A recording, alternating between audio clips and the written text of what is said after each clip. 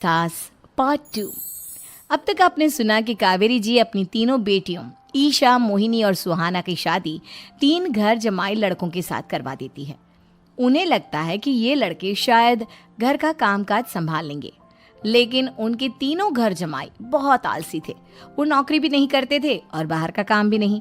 कावेरी जी ने अपनी बेटियों से कहा कि वो प्रेगनेंसी का बहाना बनाकर अपने पतियों को सबक सिखाए। अब सुनिए आगे। मम्मी, आपने जैसा कहा था हमने वैसा ही किया, लेकिन देखिए ना, विवेक का हाल तो वैसा का वैसा ही है। घर में ना सुबह का नाश्ता बनता है और ना खाना। नौकरी पर जाने की बात करूं तो खाने को दौड़ते हैं मुझे।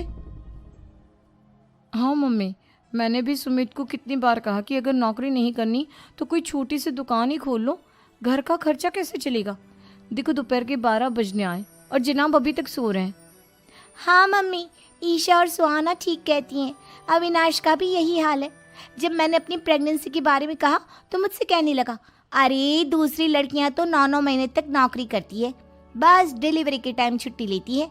मोहिनी, तुम भी नौकरी करो। अब मुझे कहाँ नौकरी मिलेगी? मम्मी बताओ, अब मैं क्या करूँ? हे भगवान, क्या सोचकर घर 3 दामाद की अपने पतियों को सबक सिखाए। अब सुनिए आगे। मम्मी, आपने जैसा कहा था हमने वैसा ही किया, लेकिन देखिए ना, विवेक का हाल तो वैसा का वैसा ही है। घर में ना सुबह का नाश्ता बनता है और ना खाना। नौकरी पर जाने की बात करूं तो खाने को दौड़ते हैं मुझे। हाँ मम्मी, मैंने भी सुमित को कितनी बार कहा कि अगर नौकरी नहीं करनी तो कोई छोटी सी दुकान ही खोल लो। घर का खर्चा कैसे चलेगा? देखो, दोपहर के 12 बजने आए और जनाब अभी तक सो रहे हैं। हाँ मम्मी, ईशा और सुहाना ठीक कहती हैं। अविनाश का भी यही हाल है। जब मैंने अपनी प्रेगनेंसी के बारे में कहा तो मुझसे कहने लगा, अरे दूसरी लड़कियां तो 9-9 महीने तक नौकरी करती है, बस डिलीवरी के टाइम छुट्टी लेती है। मोहिनी, तुम भी नौकरी करो। अब मुझे कहाँ नौकरी मिलेगी? मम्मी बताओ, अब मैं क्या करूँ? हे भगवान, क्या सोचकर घर जमाई दामाद लाई थी मैं कि मेरी बेटियां मेरे पास रहेंगी और खुश रहेंगी, लेकिन इन आलसी दामादों ने तो हमारी जिंदगी को भी प्रॉब्लम में डाल दिया है। मैं तो कहती हूँ मम्मी, हम लोग वापस अपनी जॉब पर जाना शुरू कर देते हैं। बता देते हैं इन लोगों को कि हमने प्रेगनेंसी का बहाना किया है। नहीं नहीं बेटा, ऐसी गलती भी मत करना।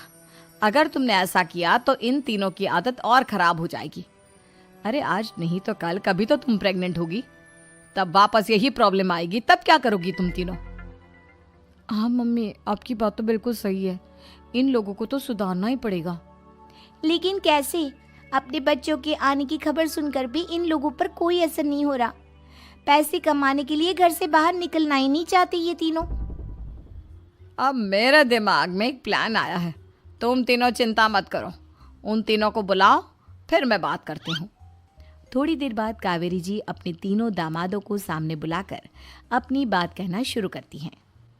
अविनाश, सुमित और विवेक, देखो बेटा, मैं ना तुम तीनों से बड़ा प्यार करती हूँ, इसीलिए तो तुम्हें घर जमाई बना कर रखा है मैंने। अरे मम्मी जी, सीधे सीधे कहिए ना, क्या बात है? प्यार तो हम भी आपको बहुत करते हैं। अरे मम्मी जी, आपकी इज्जत भी बहुत करते हैं। अरे भाई, आपके जैसी सास और कमाने वाली बीवी सबको मिलती है क्या? हाँ मम्मी, विवेक और सुमित ठीक कह रहे हैं। आपकी बेटी से शादी करके मेरी तो ज़िंदगी ही अच्छी हो गई है। जानती हूँ मैं, और ये भी जानती हूँ कि तुम तीनों अपने अपनी बीवियों से बहुत प्यार करते हो।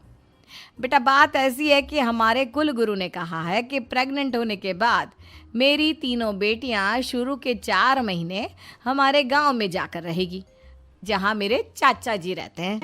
अरे लेकिन क्यों मम्मी, गांव में जाकर रहने की क्या ज़रूरत है इन तीनों को?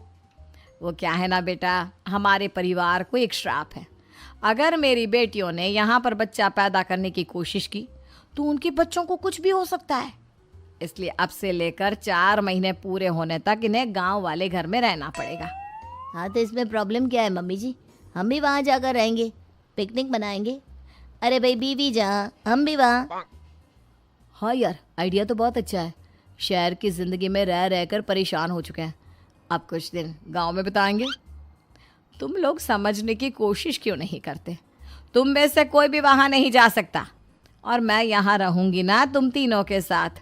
4 महीने की तो बात है, उसके बाद ये तीनों ही लौट कर आ जाएंगी। ठीक है मम्मी जी, अब हमारे बच्चों का सवाल है तो ये तो करना ही पड़ेगा। कावेरी अपनी तीनों बेटियों को कुछ दिन के लिए घर से बाहर कहीं दूसरे शहर में रहने के लिए भेज देती है। कुछ दिनों के बाद, अरे मम्मी जी बहुत दिन से पिज्ज़ा नहीं खाया, मंगवाइए ना। क्या बताऊं बेटा, पहले तो बेटियां खर्चा दे देती थी क्योंकि उनकी नौकरी थी, लेकिन अब तो मेरे पास पैसे ही नहीं बचे। थोड़े बहुत पैसे हैं जो बच्चों की डिलीवरी में काम आएंगे। लेकिन मम्मी जी, आपकी बेटियों को वापस आने में तो अभी बहुत वक्त बाकी है। वही सोच सोच कर परेशान हो रही हूँ। सोच रही हूँ कल से दूध भी बंद करवा देती हूँ। अब दूध वाले को देने के लिए पैसे भी तो नहीं है ना। अरे नहीं नहीं मम्मी जी, अगर दूध भी बंद करवा दोगी तो मुझे चाय कहाँ से मिलेगी, और चाय के बिना मैं तो मर ही जाऊंगा। क्या करूं बेटा, इसके अलावा हमारे पास कोई ऑप्शन नहीं है। मेरे पास पैसे ही नहीं बचे। इस तरह कावेरी जी धीरे धीरे अपने तीनों दामादों को पैसे देना बंद कर देती हैं और घर में खाने पीने की चीजें लाना भी बंद कर देती है। अब वो तीनों बुरी तरह से परेशान होने लगे थे और इसलिए एक दिन तीनों प्लान करके घर से बाहर निकलते हैं और बाजार में जाने के बाद, यार अच्छा खाना खाए हुए कितने दिन हो गए, पता नहीं कब अच्छा खाना मिलेगा। हमारी बीवियों के जाने के बाद तो हमारी हालत भिखारियों जैसी हो गई है यार। कुछ भी हो, मुझे तो आज पिज्ज़ा खाना ही खाना है। जेब में 1 रुपया नहीं है और पिज्जा खाएगा, कहाँ से आएंगे पैसे? अरे देख वहाँ सामने बोर्ड पर क्या लिखा हुआ है, कंप्यूटर पर काम करने के लिए एक आदमी की आवश्यकता है। भाई मैं तो जा रहा हूँ, काम करूँगा और शाम तक पैसे लाकर आराम से पिज्ज़ा खाऊंगा। जा जा, तुझे कोई काम नहीं देने वाला, हम तो घर जा रहे हैं। चल भाई सुमित। सुमित और अविनाश वहाँ से चले जाते हैं और विवेक उस कंप्यूटर शॉप पर सारा दिन काम करके 5,000 रुपये कमा कर घर लौट कर आता है और अपने खाने के लिए अच्छी अच्छी चीज़ें भी लेकर आता है। ये देखकर विवेक और सुमित के दिल में भी कुछ पैसे कमाने की इच्छा जागती है। अरे सुबह सुबह कहाँ चल दिए तुम? मम्मी जी एक बहुत अच्छी जगह मिली है, कंप्यूटर पर काम करने के 5,000 मिले थे कल मुझे। अगर रोज़ काम करूँगा तो पूरे 40,000 की तनख्वाह। अरे वाह, ये तो बहुत अच्छी बात है दामाद जी, आपको जाना ही चाहिए।